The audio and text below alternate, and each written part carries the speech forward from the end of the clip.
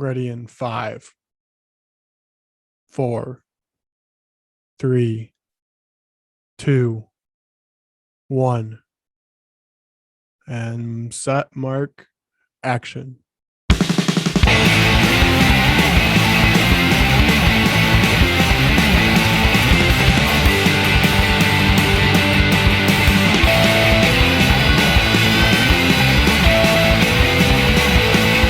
This week we have the release of The Eyes of Tammy Faye coming out. This is directed by Michael Showalter, starring Jessica Chastain, Andrew Garfield, Cherry Jones, and Vincent D'Onofrio. It is a typical biopic movie. You watch your whole life rather than just parts of it. It just goes through year by year, jumping a couple years in between here. This is a story I knew nothing about going in since I didn't grow up in the 80s and 70s, and I knew about TV pastors and all that, and everyone has their opinions on them, but this is one that just is focused on money and greed, and we just see this couple go through this TV personality life and how it affects them and what they go through for this. But is this the start of the Oscar season as Jessica Chastain is trying to reach for that Oscar? Yeah, I got the feeling this whole movie was focused on Jessica Chastain's portrayal of Tammy Faye, and that's her bid to get nominated for an Oscar. The movie overall is kind of a letdown. It's kind of too expansive. It goes over too many years. It goes through life stages too quickly for me, and the story does not give enough time for each problem that occurs to them. It just kind of glosses over it and then continues on to the next problem. But the message of the movie is really good.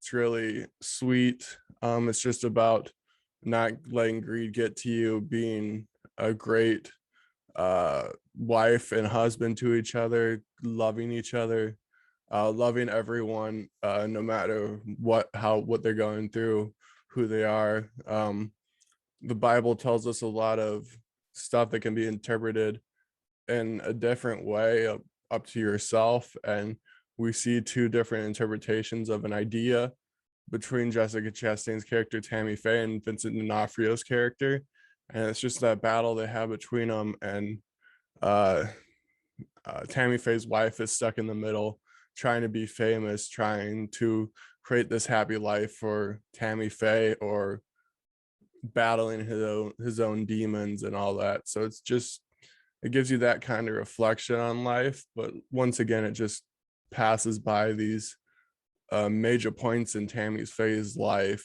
that you should just spent more time on. You should have focused on one aspect of her life, one 10-year span, not the whole 30-40 years she had. And like I said, like before, she's a very likable protagonist, Tammy Faye. She has a iconic voice, look, all that stuff, and Jessica Chastain gets lost in this performance. I believe she gives a great performance. Her voice changes are great. She goes from Betty Boop kind of voices to serious voices with these puppets, and just the vocal range is great, and just her emotions on her face is great. It's just an Oscar worthy performance, I think, to start off. This might be Jessica Chastain's Oscar nomination. We'll see. One of the big talking points in this movie is the makeup. Is it good? Is it bad? I really can't tell with Tammy, because the Tammy Faye in real life wore a lot of makeup. And I think it was really good on her. As for Andrew Garfield's makeup, it was a little iffy at times, but it never took me out of the movie. Tammy Faye has always been someone who looks a distinct way, and they get that presence in the movie. And then there's this one scene in the movie of them apologizing for what they've done on TV, and then the camera just stays there for a while. It was kind of like the scene in The Graduate at the end, when after they get married in The Graduate and the camera just stays on them on the bus. It does this in this movie. I think it was the best scene of the movie, most emotion, most just seeing their life after the TVs are shut off. And I think the camera did a great job of just staying with it. Directing was on point there.